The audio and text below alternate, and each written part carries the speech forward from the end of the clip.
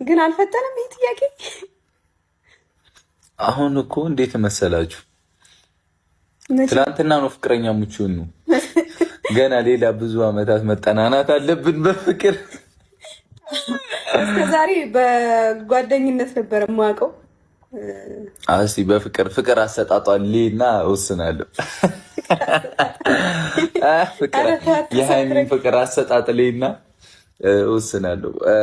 መጋባት ስትሉ በጣም ነው መንከባከብክ።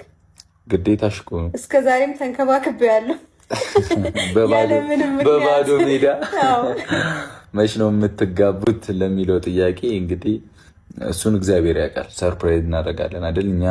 እኛም እንመኛለን፣ እግዚአብሔር ያሳካዋል ነው የሚባለው። ሰው ያስባል፣ እግዚአብሔር ይፈጽማል። እስካሁን እንዴት መሰላችሁ? እየተጋገዝን አንድ ላይ ሆነን ብዙ ነገሮችን ለየራስ ነበር እያሳካን የነበረው። አሁን ደግሞ ብዙ ነገሮችን የጋራ ነገሮችን ማሳካት አለብን ብዬ አምናለሁ አይደለ?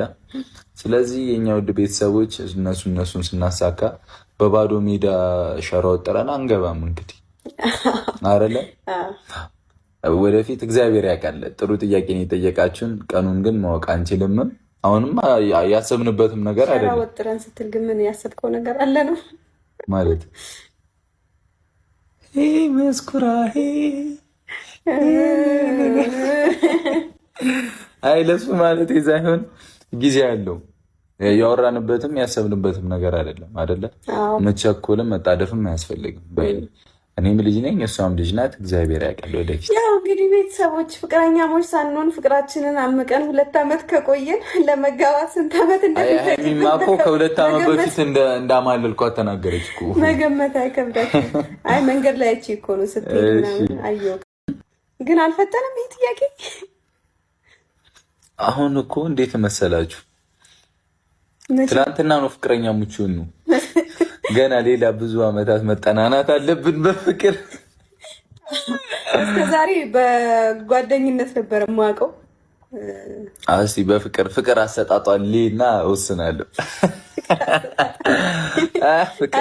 የሃይሚን ፍቅር አሰጣጥ ሌና እወስናለሁ። መጋባት ስትሉ በጣም ነው መንከባከብክ። ግዴታሽ እኮ ነው። እስከዛሬም ተንከባክቤ ያለው በባዶ ሜዳ። መች ነው የምትጋቡት ለሚለው ጥያቄ እንግዲህ እሱን እግዚአብሔር ያውቃል። ሰርፕራይዝ እናደርጋለን አይደል? እኛም እንመኛለን፣ እግዚአብሔር ያሳካዋል ነው የሚባለው። ሰው ያስባል፣ እግዚአብሔር ይፈጽማል። እስካሁን እንዴት መሰላችሁ? እየተጋገዝን አንድ ላይ ሆነን ብዙ ነገሮችን ለየራስ ነበር እያሳካን የነበረው።